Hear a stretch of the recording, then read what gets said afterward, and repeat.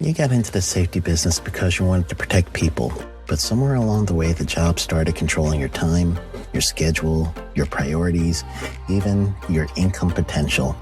What if the expertise you've built over the years in the field can give you something more? More freedom, more control, more ownership of your future. I'm Sheldon Primus, the author of 7 Steps to Starting a Profitable Safety Consulting Business and the host of the Safety Consultant Podcast, with more than 350 episodes helping safety professionals become consultants and grow their career. Consulting changed my life. In fact, I'm a full-time RVer, and one consulting contract paid for my home I live in today. Now, I help safety professionals build their own consulting practice through bi-weekly coaching calls, accountability, and personal guidance. But this program isn't for everyone. Start with the Consultant Readiness Audit at sheldon.coach. What if everything we thought we knew about safety was just interference? From the host of the Rated R Safety Show and the founder of Safety FM comes the complete Signal Transmission Trilogy, now available in one powerful edition. Safety, in my opinion, the book that started the conversation. Safety Mutation, where the boundaries of culture, systems, and belief begin to break. And now, Safety Transmission, the final piece of the signal. For the first time, all 3 books are together in one volume. The Signal Transmission Trilogy, Complete Edition. This isn't just about compliance. It's about consciousness. It's about decoding the way we think, lead, and live, inside and outside the system. Whether you've been following the signal since the beginning or you're just now tuning in, this is the version to own.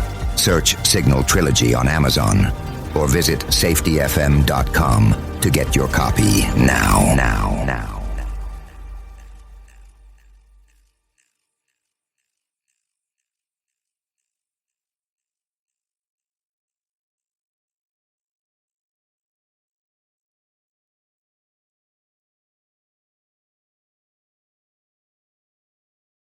Actions from other agencies, legal cases, and criminal activity. Everyone is innocent until proven guilty in a court of law. Proposed fines are exactly that, and they are often litigated, reduced, or vacated. We use available public records, news accounts, and press releases. We cannot warranty or guarantee the details of any of the stories we share, since we are not directly involved with these stories, at least not most of the time. Enjoy the show.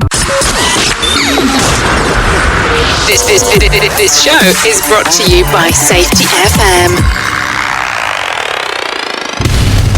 And from the border of liberty and prosperity. Turn that down. I gotta adjust the volume on that. Cut in there. From the border of liberty and prosperity in the highway to the north, this is Safety Wars for Thursday, October 10th. Our little calendar person is getting the calendar ready with us, and she's saying hello to everybody. She has, what do you call that? Pullover blanket? Strawberries? Her Amazon Prime treasures. Right? Prime Day is over. I think, right? Or, yeah, it's over. But anyway, that was Jessica. We all know Jessica from one of the promos. That's my dad. Anyway, it's been a week, basically, since I've been here. What's gone on? A lot has gone on.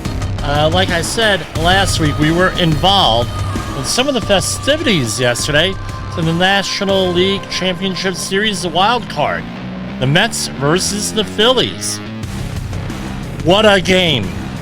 And as my brother John used to say, it's the Mets. Anything can happen. Right? That's why they're so endearing. Anything can happen. They can be up 15 points in the 9th inning and lose. That's the way it is. Very frustrating, but last night, big win. We were in the right field side, right to the side of the Big Apple. Right? And we had a lot of fun.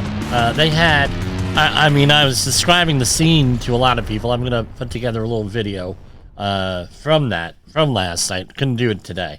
But basically, they had, for those of you not familiar with professional sports, there are a lot of people out there not familiar, and I'm surprised.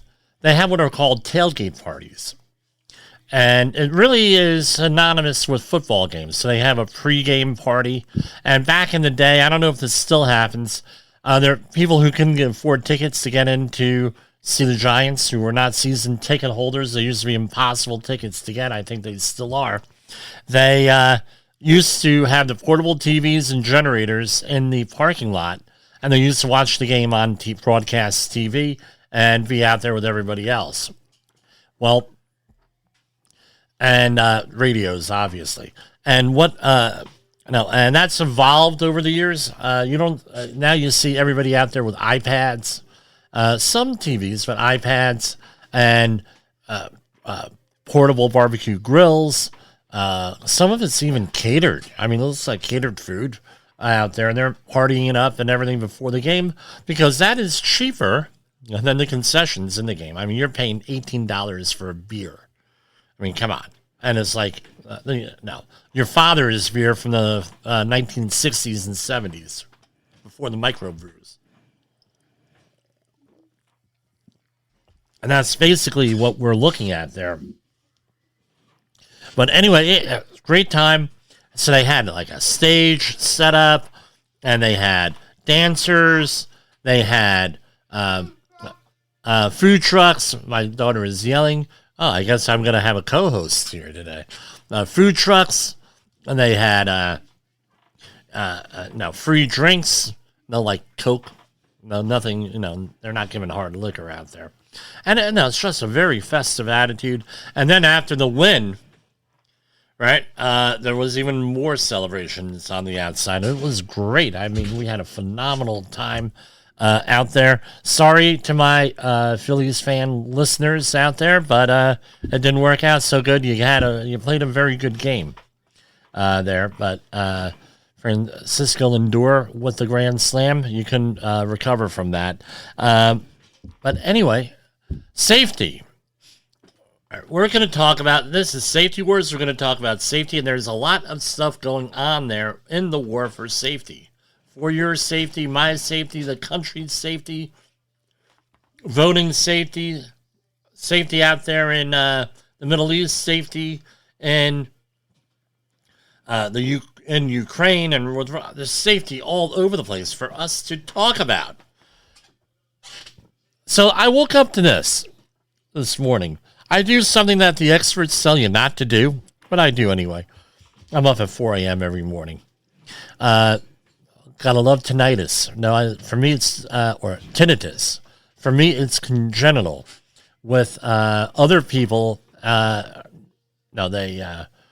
not congenital, and you're at a higher risk of getting tinnitus if you don't wear that all-important hearing protection out there. Anyway, we're going to talk about PPE tomorrow, I promise you. Even all my safety meetings are about PPE tomorrow. We'll talk about that. So I'm on Facebook, and I am in the group Safety Consultants. I am one of the administrators. The other administrators are Shelton Primus and the Safety Consultant, and Alan Warford. I believe those are the other two. Diary of a Bald Man. But let's see. Hold on. Let me see. Who are the administrators? Yeah, I think those are the administrators. I'm not in charge of adding things, so some go, some don't, that sort of thing. And I get this post on here, and it's very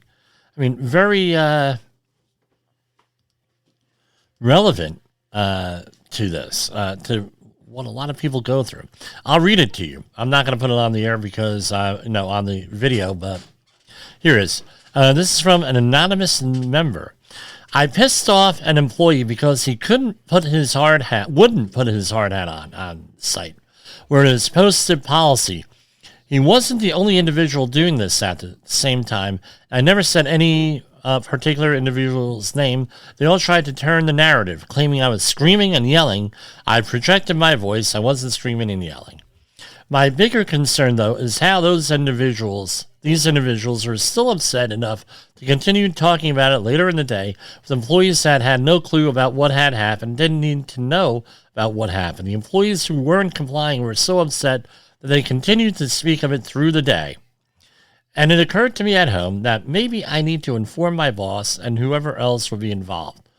No thoughts, please, no negative responses. I'm hard enough on myself and see how I should have done things differently. I want to know if I need to be concerned for my own safety. This is basically what it comes down to it.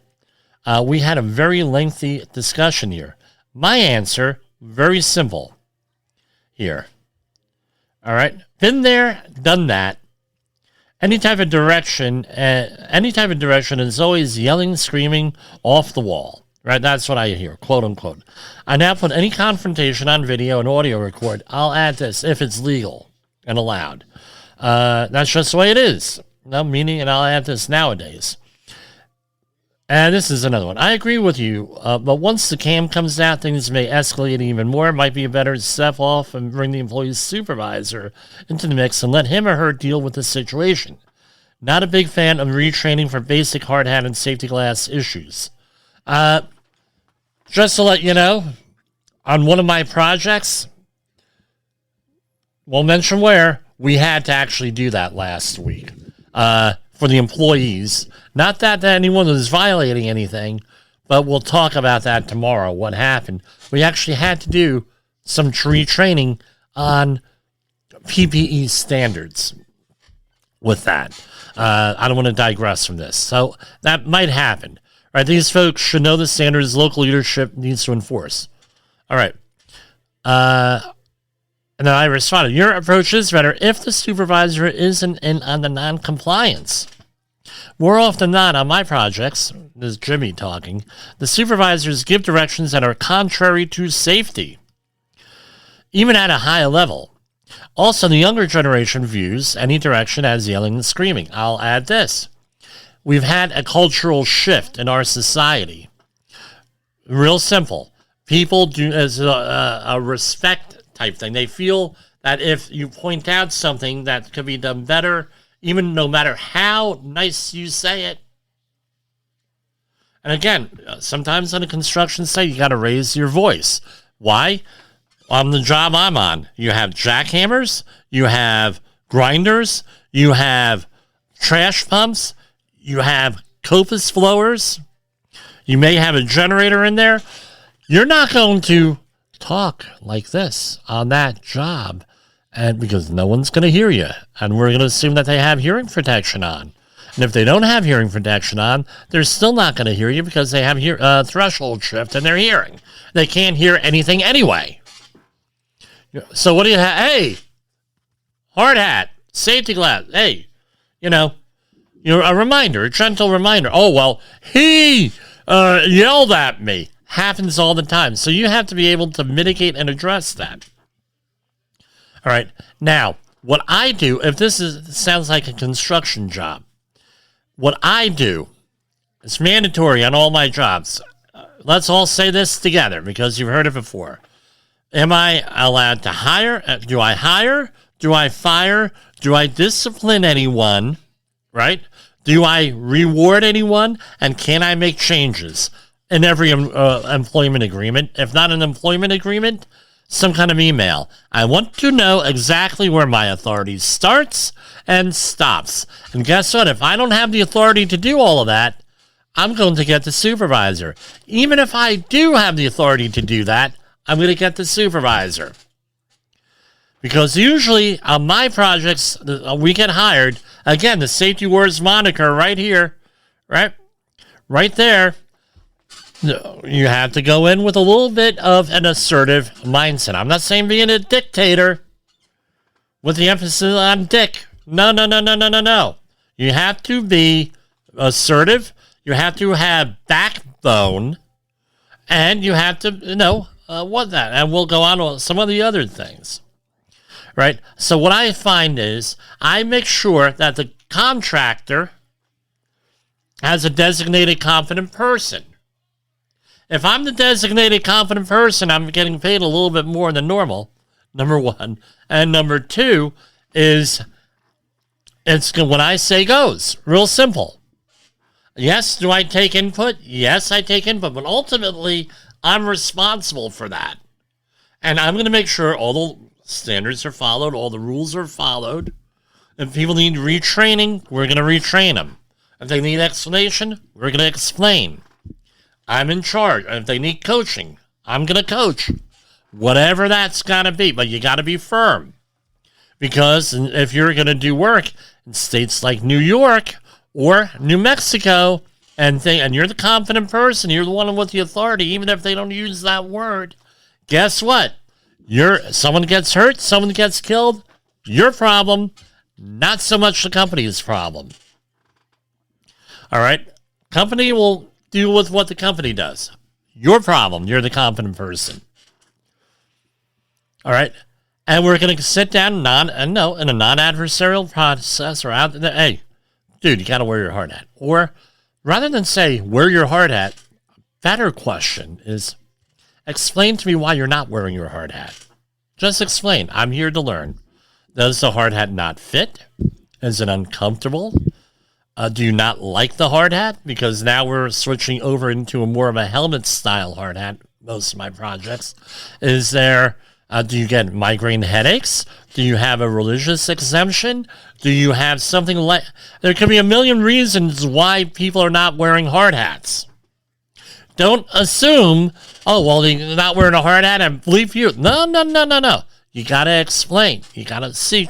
You have to have a learning team. Absolutely. Have a learning team. Talk to people. Say, help me to understand. How could I make the job easier to set up easier if so you can wear the hard hat? Right? Pardon me. Again, all of this has to go into that. You try to be non-adversarial here. But because this is what happens, that will get twisted. Now with the advent of these lovely things, right? They're called smartphones, and now body cameras. There's one service out there. I'm not going to mention them, but that actually has body cameras set up like the police do, and it's all downloaded on a secure platform, and it's all time-stamped, date-stamped, and everything else. Teaches me to drink soda on the air, but all of this stuff. And guess what? Now, again, if it's legal, sometimes it's not legal, depending on what state and jurisdiction you're in, or job site, for that matter. Do I like to go that way? And the answer is no. However, on one job I had to, and guess what? It didn't work out so good for the other person because she was caught in a lie, outright lie, and couldn't do anything about it, but it was an outright lie. She lost her credibility rather than me losing my credibility. Now, the other thing that happens here, going back here to the rules for radicals, this would be along the lines of keeping pressure on you. So they want to use a strategy. Maybe you're a strict safety professional. They want to get you off the job. They want to get you off the job, so they will lie about you. They will ridicule you. They will keep the pressure on you, as they're doing with this person. I don't know if it's male or female, but they're doing it with this person with this. All right, so document. The other thing is this. You want to be in control of the narrative. Whatever the narrative is, you want to be in control of that narrative. So this goes on, that he went to management, he believes, first with this. Again, you want to make sure that is done. Go first. And make yourself in control of that narrative. The other thing is this. If you think no one's recording you, you got another thing coming. Believe me, these things are ubiquitous here. By the way, I did order a new cell phone. Yes, it's all cracked on the back, and it's called. And now the battery life is only about 3 hours. Time for a new cell phone. Now the thing's old. Now, no, I have this on video here for you people at home. So again, they're documenting you. You got to document them. You got to be first there, especially if you have. And I'm not saying anything against labor unions or anything else here, but with the labor unions, they're very organized, right? That's what they call organized labor. So if they don't like you, believe me, this is all planned out ahead of time. And what their idea is that this person is being so strict. This person is being such a pain in the rear end. This person is so mean. And again, they're going to make a narrative to fit whatever the situation is, truth or not true, that we're going to get rid of him and we're going to get somebody else here who's going to be easier to work with. Really? So what I point out, though, again, is this, and as we've gone along here over the years, the last 30-some years, where we've come up with certain strategies. And like earlier in my podcast history, you could go back, you got to have everything planned out what to say ahead of time. So often what I point out now is the general duty clause.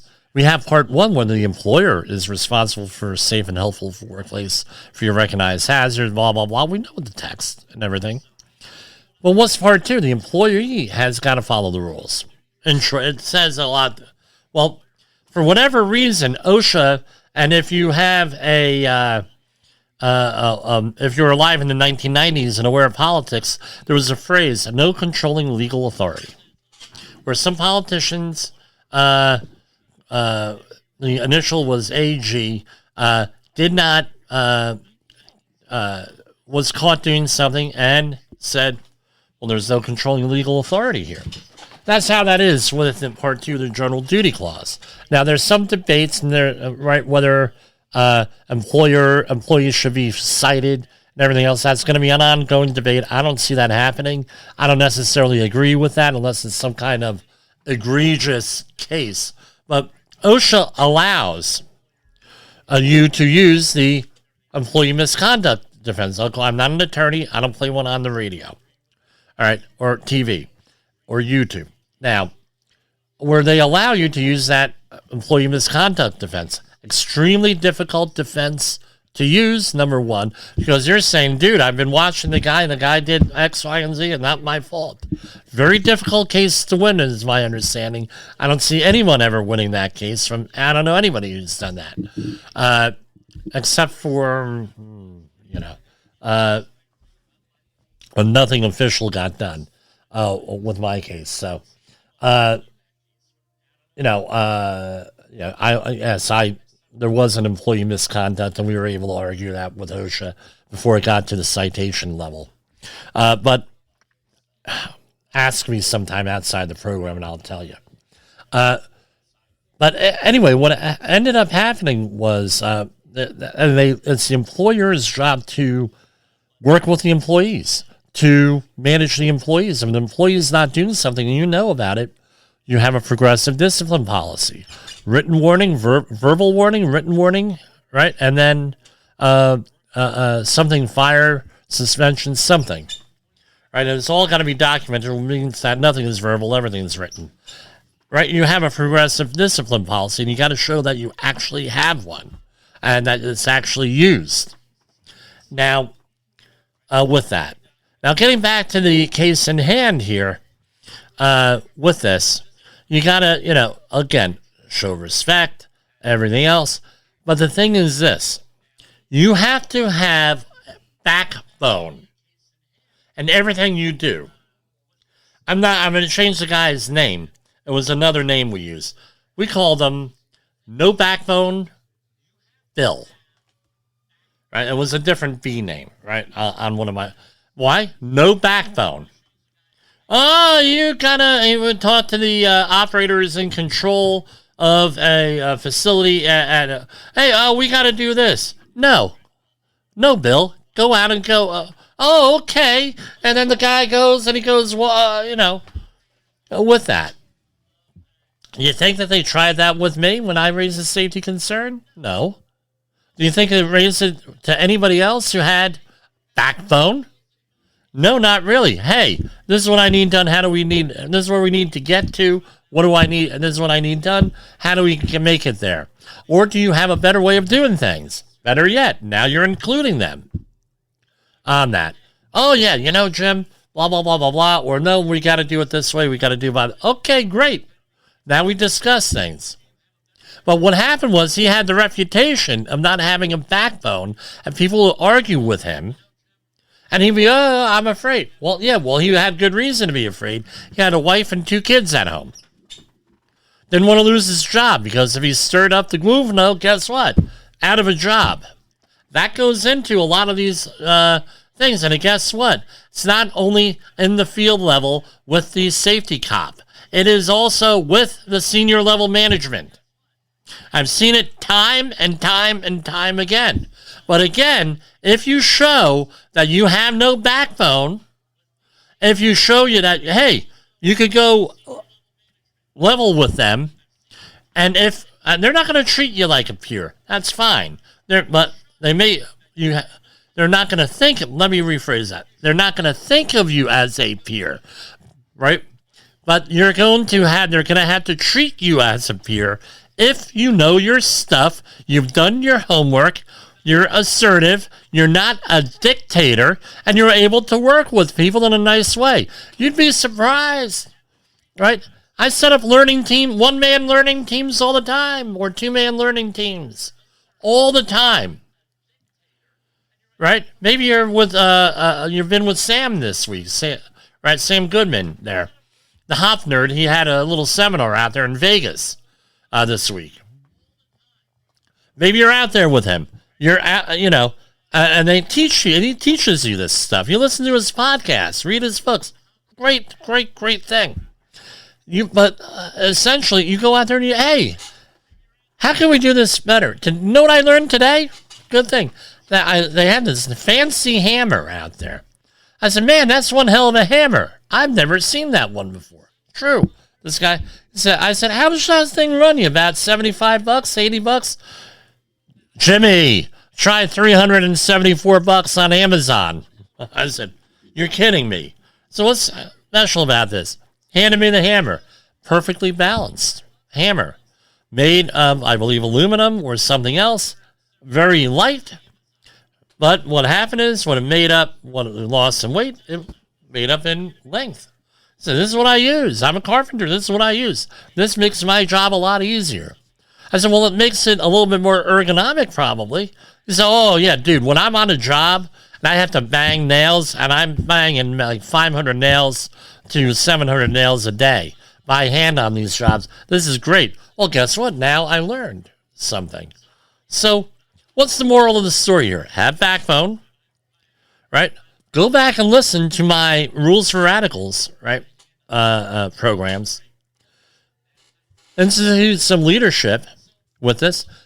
Learning teams, get to learn the job, get along with the folks. Now, you may not be able to do that with the workforce for a whole host of reasons. And a lot of times we are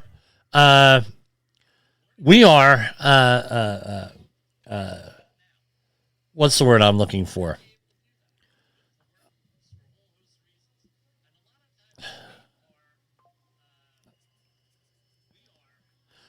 Now, we are the victims. That's what I'm looking for. We are the victims of other people's attitudes, other safety professionals' attitudes. So, for example, one situation I had was with fall protection, improper tie-offs.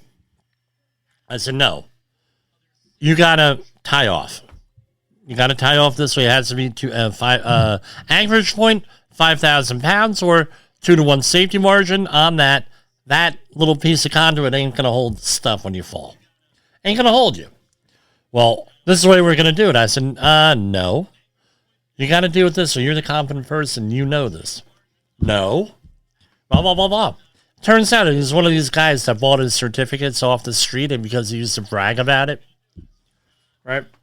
No, that's what he said. Anyway, he ended up going and, starting. No, I'm in charge. He's going to tie off to that conduit. No, you're not going to charge. And then charge. And then he starts yelling and screaming. I said, no, you're not going to do it. I said, either you're not going to do it or I will get someone out here to tell you and train you on how to do it, if that's what your decision is on here. I've never had a safety professional tell me that, and, well, always the first time for anything. I said, I'm not like the other safety professionals. This has to do with life safety, and it's an immediate thing, especially with something with fall protection, where you have a 30-foot fall off the side of a building and you're tying off to a conduit. Right? Guess what? You think I'm not going to say something? No, everyone's supposed to be afraid of you and go away. Every safety person I've been with, they've mentioned this to me, and guess what? Blah, blah, blah. I tell them to go leave themselves, and they walk away. I said, well, you got the wrong safety professional here. And it turned out he wanted to start a fight over fall protection. All right? Guys restrained him, and then, oh, Jim, you better get out of here. Before you know it, the next day he was off. He was gone. They said, we've been waiting for, and then it comes from management. We've been waiting for someone to stand up to him because we have this issue every time with him. If not for fall protection, with PPE, with JHA, with everything. They went through the whole litany. Again, this goes into my Saul Alinsky's stuff that I talked about, where oftentimes you're hired, whether we know it or not, as hatchet people.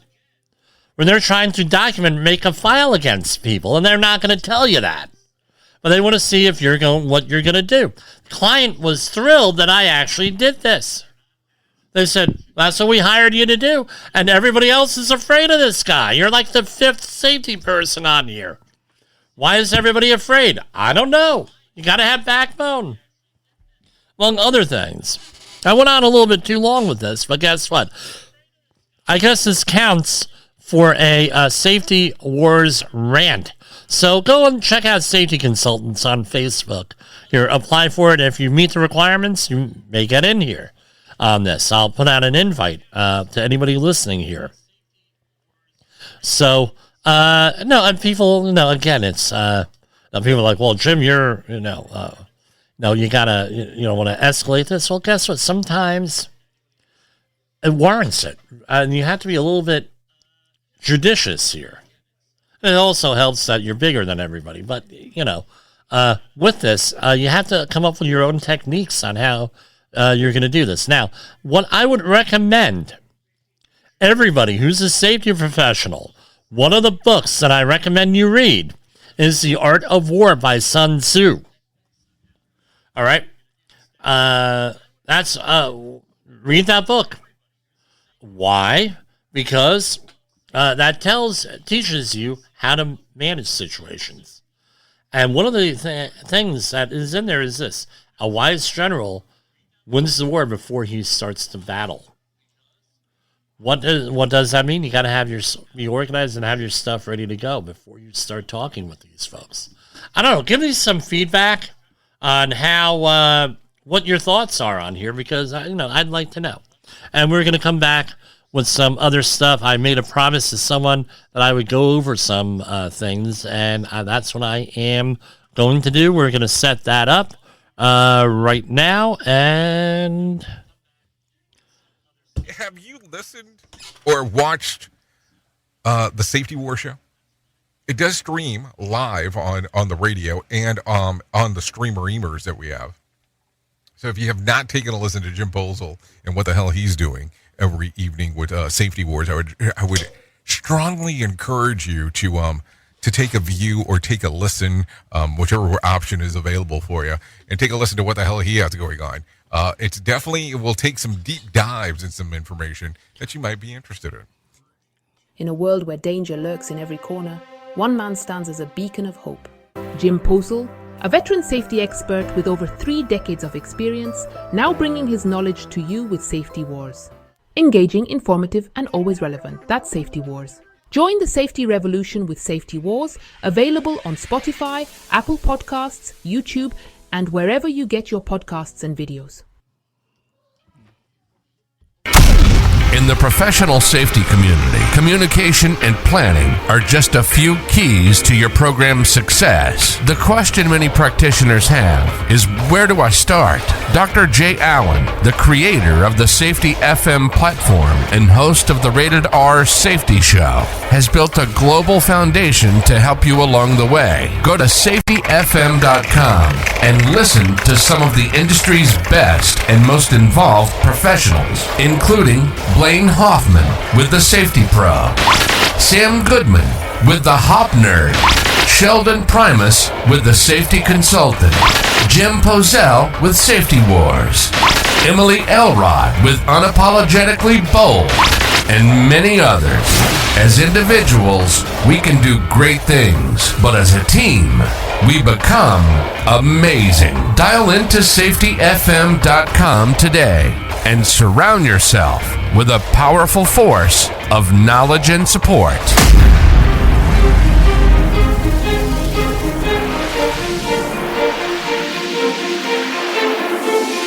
OSHA recordables, catastrophic losses, environmental disasters. You want answers? So do I. This is Jim Posel with Safety Wars. That's my daddy! So we're going to go into some information here that I'm sure everybody here will find useful here. Basically, this is what there's a lot of misunderstanding as to what FEMA does with this stuff. All right, and it's hold on, let me get the appropriate music. So we're often told dealing with FEMA is like dealing with something out of vaudeville comedy, right?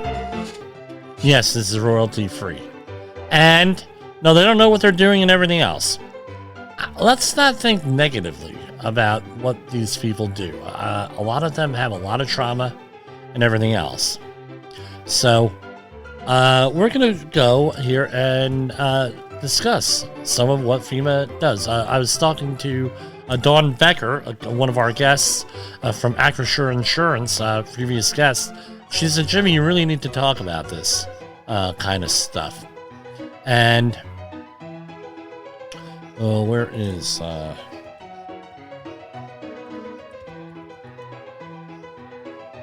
and hold on, and all right. So what does FEMA do? All right, FEMA goes out, and what they're doing now, and with Hurricane Helena, and also the current situation in Florida here. All right. What does FEMA do here? Let me get this up. Okay. FEMA's mission is to help people before, during, and after disasters. Here's what you could expect from FEMA. Before a disaster, we work across the country every day before disasters happen to help people and communities understand and prepare for possible risks. We work with individuals and communities to build a culture of national preparedness through active community engagement, trainings, education, and planning. You may have heard of the CERT program in your local community. Our National Ready campaign, that's ready.gov, gives you the information tools to be proactive and prepared for potential emergencies. And they also have flood maps that they put out through the National Flood Insurance Program right here, managed by FEMA. You can learn about flood insurance policy by visiting floodsmart.gov. We also work with communities to manage flood risk through floodplain management and support coordination across all levels of government to protect citizens' property from flooding. We help communities become more resilient through emergency or disaster-related grant programs and training and education. Let's click on that. All right, they give training to first responders and emergency managers, and through the National Preparedness Directorate Training and Education Division and the U.S. Fire Administration. Some of those are open for public, for the public. You don't have to be an official responder. Here we have the Center for Domestic Preparedness. With this, they have web-based training, non-web-based training, and self-paced online courses. A lot of these you get CEUs from, and they also have the independent study program here for that through the Emergency Management Institute. That's what I'm most familiar with. I've taken a lot of their courses here. I have that pulled up right here. Pretty cool stuff here, and they have all different stuff. So when during a disaster, when a disaster strikes, all right, local government officials review the damage to determine the extent of the incident and its impact. If the state, tribal, nation, or territory determine they need federal assistance, they submit a request for federal disaster declaration. All emergency and major disaster declarations are made solely at the discretion of the President through the Robert T. Stafford Disaster Relief and Emergency Assistance Act. So, recent disaster declarations. So, let's see here. We have one right here, a Seminole Tribe of Florida, Hurricane Milton on October 5th. From October 5th onward. Florida Hurricane Milton, another one. And it goes on and on and on related to this. Georgia Hurricane Helene. Again, the locals, the way this is all set up is the locals have to be prepared. Again, in the Catholic Church, I believe they have a term for this, confiscatory, I believe it's called, or consistory, I can't pronounce it, where and they're not the ones who came up with it, but what the idea is, those closest to an emergency or a disaster are the best to deal with it. Doesn't that sound a little bit like a learning team or human organizational performance where the employee is the expert on a job, right? This is like the same idea where the persons closest to the situation are the ones who are going to be best at managing this here. And then they go through a disaster declaration process and how a disaster gets declared, right? And disaster declarations, types of declarations. You have major emergency declarations. Then they have disaster. So what happens is a major disaster declaration provides a wide range of federal assistance programs for individuals and infrastructure. An emergency declaration is for any occasion or instance of when the federal assistance is needed to supplement emergency for services provided by the state. So for a major one, my understanding is that you get federal resources like maybe the military. With that, during COVID, I know that we had the hospital ship from the U.S. Navy that was in New York Harbor to add capacity to the hospitals in New York City. I know there's a big story behind that, but that's what the intention was. That was because of major disaster. Now, what ended up happening with COVID, you had 50 some different ways when you include the territories.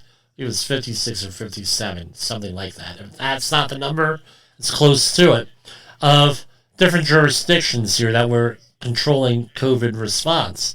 And one of the debates that I got before I was on the air here, meaning back in 2020, was the time to reform the Stafford Act, if we don't like things doing it, is when there's not a disaster. If people don't like that happening, don't like the way it's managed, there has to be a debate. Again, this is campaign season. What are we seeing? I tell you what, a lot of stuff, because right here in my district for Congress, this is one of the key districts in the United States here for this. We have Congressman Lawler versus the former Congressman Montefiore. All right, both local guys. I'm not going to give an opinion on them, but I'll say only one of them was responsive when I had an issue here, and it was safety related. The other one did not. Completely ignored me when it came to that. So, you know who, you can figure it out just with what I said who I'm voting for, possibly. FEMA also offers disaster assistance. What are the disaster assistance programs? No, I do not want that, right? For individuals and families, for governments and nonprofits, all right, and some other stuff here with this. Now, this is what the issue here. FEMA implemented the most significant updates to disaster assistance this year. Let's learn more. Flexible funding, providing directly to survivors when they need it most. I think that's that $750 that they're talking about. Displacement assistance, simplified other needs assistance, help underinsured people, expand criteria for home repairs. We could have used that a couple years ago here. Computing devices, again, that's all part of our infrastructure. The smartphone technology and internet technology is just like electric. Now, and then it gives you the appeal process here. Now, let's go into this. This is what Dawn and I were discussing. I don't think I'm telling anything out of school here with this. She said, you got to cover this. If you have insurance, you should file a claim with your insurance company when you apply for FEMA assistance. FEMA cannot aid with losses already covered by insurance. If your insurance does not cover all your losses or is delayed, you may be eligible for FEMA assistance regarding your unmet needs. And it goes on and on and on here. So, what do you need? What do you need to file for this? All right. Again, if you we talked about having all your paperwork together and everything else. This is where you need duplicates, and maybe you put them with a relative or a friend or somewhere else out of your area, so if you need it, you have access to it. You need documentation to identify your identity. All right? What does that mean? That means you need to have ID, Social Security card, employer's payroll document containing full or last 4 digits of your Social Security number, military ID, U.S. passport, marriage license, especially if you changed your name when you got married with that. All right? And I would include state licenses also, if you have them. Anything to identify you. All right? If you are applying for someone else, like a minor child, right, in your household, you have to send any of the documents that we just talked about, or the child's birth certificate and the child's Social Security card documentation. You have to have on file ownership and occupancy verification. All right? And what's that? Basically, you have to have a lease, rent receipt, utility bill, employer's statement, pay stub, bank or credit card, statement, one of these things, driver's license, voter ID, public official's document, police chief, mayor, I don't know what that means, maybe a gun license or something like that, medical provider bill, social service or organization documents like a Meals on Wheels sort of thing, motor vehicle registration, affidavits of residency or other court documentation, local school documents, must include the child's disaster damaged residence, a name of the applicant or co-applicant, or a letter prepared after the disaster by mobile home park or manager confirming your occupancy. FEMA accepts the following documents as proof you own the home. Right? Deed, mortgage, insurance documentation, all this is on FEMA.gov here. Contracts, right? And they recently done that. So you have to have some kind of proof of ownership with that. So you have to have insurance documents, ID. They're going to ask you, I went through this already, and they're going to ask for ID insurance documents.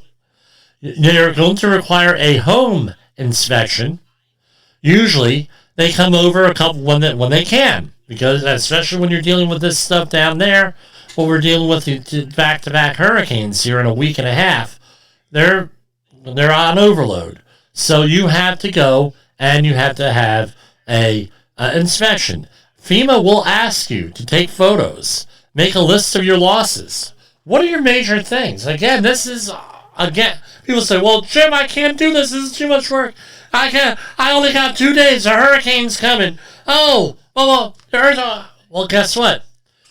This, I always say, for basic disaster preparation, it's going to take 2 weeks or more to get your stuff together, and this is all part of it.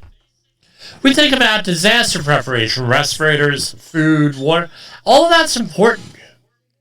That's all important, but this, believe me, you don't want to be running around finding this stuff when you're making this stuff. You got to have this on hand. You have to have organization here. Make a list of your losses. So, for example, if your basement floods out, you need a new washing machine and dryer, you better have documentation of what you had with that. Keep receipts and everything else. And again, with that, they're going to ask for photo ID. They're going to ask for proof of ownership, list of household documents, all disaster-caused damage to property, and your insurance policy. They're going to go through the whole thing, verify things. They're actually very nice with this. And this is all follow-up once you do the inspection. But you're going to need this information for the you're going to need this information for the inspection here. Now, what do they give you? JPEGs here. Isn't that nice? Right? Here you go. And they have a handout here. You'll receive a letter of electronic correspondence. If you are determined eligible for assistance, you may receive a U.S. Treasury check or direct deposit. And the other thing is this. They're going to ask for your employment information and possibly when I applied, they asked for we had to get our prior year's income tax return, and they needed a whole bunch of information off that. So again, you may say, well, the government already has that on file. I just dealt with someone yesterday, or maybe it was the day before yesterday, where we were discussing that he needed IRS documents. He recently went through a divorce. He went to the IRS to get the documents. They didn't have them. Guess what? They couldn't find them. They didn't have them. He's suffering. He's up Nose Creek here without a paddle. So make sure you have all this stuff. Now the SBA manages disaster loans and things of that nature. So again, they supply loans. So here's the application at the SBA at smallbusinessadministration.gov. Right? So SBA.gov, Small Business Administration. So how do you apply? It has your apply, and then we have, are you eligible? That's just this is just for educational purposes. I'm not deliberately doing things. Select the county, Citrus County. Select your property type, home. Please right? And then it goes on and on. October 9th, right? Continue. Now this is it. Florida home or renter. Hurricane Helene, right? Disaster number, and then you're going to need this here. So let's hit select. And it gives you some information. View documents related to the disaster. All the declarations and everything else, the locations to receive assistance. Let's turn that fact sheet over, and let's see what we got here. By the way, I think we're the only program that's going through this. And this gives you everything else. All about loans here. So, in Florida counties, and it gives you that, application filing deadlines for physical damage are November 27th. So guess what? You got to get your rear end in gear. That comes up real quick. Economic injury by June 30th of next year. And this may change. All subject to change. You got to check it out yourself. So what kind of disaster loans are available? Business physical disaster loans, economic injury disaster loans, and home disaster loans. And you have to have, applicants must have a credit history acceptable to the SBA, and you have to show that you could repay those loans. And this gives you all the loan terms and everything else. I have a feeling that things are going to change because of the scope of this disaster. So I think this is just what they had ready to go. I could see things changing because there's a lot of real PO'd people out there, if you listen, if you've been paying attention here and listening. So, and that's with that. But again, you have to have all the information that you're going to need to apply for that loan. And I think I mentioned all of it. So you need your ID. You need ID for people in the house. You have to have, right? Those are the first two. Then you have to have proof of residency. You have proof of damage, which means you gotta need to know what you had beforehand. And the more documentation you have, the better. Believe me. If you're able to document everything, it makes things so much easier and so much nicer, and everything. And then you have to have your financials in place, tax returns from the last several years. Bank account information, proof that you can repay the loan. Do you have a job? Do you have all this stuff? It's a lot of stuff that you need to have your stuff in order, right?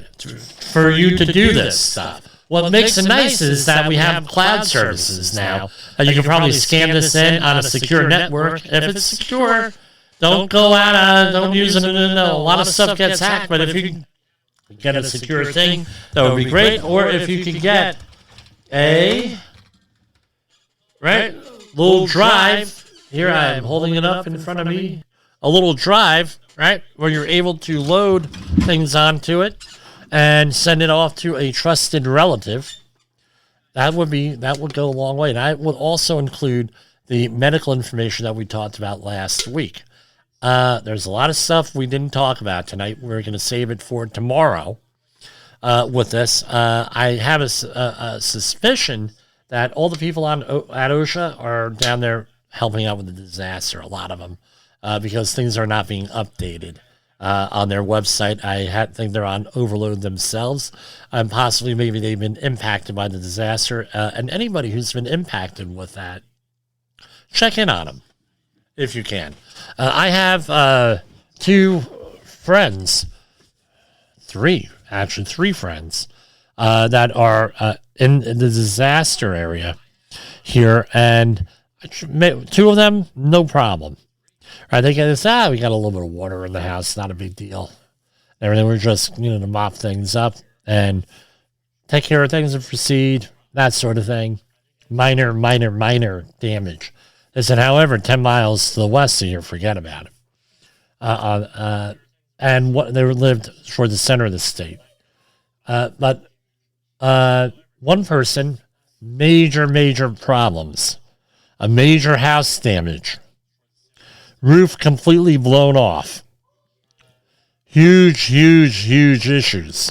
So I know we've been impacted by this with some people. I'm thinking about you out there. If you want to make donations to a legitimate charity, again, there's a lot of scamsters out there with this stuff. Please do so.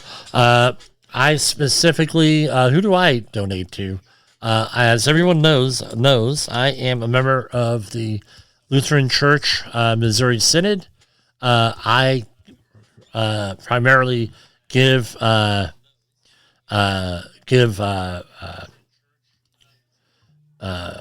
donations and stuff through them. They have Lutheran Disaster Relief. With that, so that's who I give to. It's on their website, lcms.org. They are an A-listed charity, and whatever that is, they give something like 90% of their stuff to the actual disaster, very little overhead. That's generally what you want to give to. But again, different charities do different things. Some charities may be solely for teaching disaster preparation, for example. They're not giving out money, but they need support to help the communities out and things of that nature. Guess what? Everyone has a different situation. There was one organization out there years ago that said, well, they use 99% of their money on salaries and overhead. Well, yeah, they were a public education group that met the requirements of a 501c3. They're not handing out money, but all their money is going to, So what am I saying? Be discerning as to what you're doing. That's what I have for tonight. I hope this was helpful at all. We're going to go to our regular outro here, and we will see everybody tomorrow.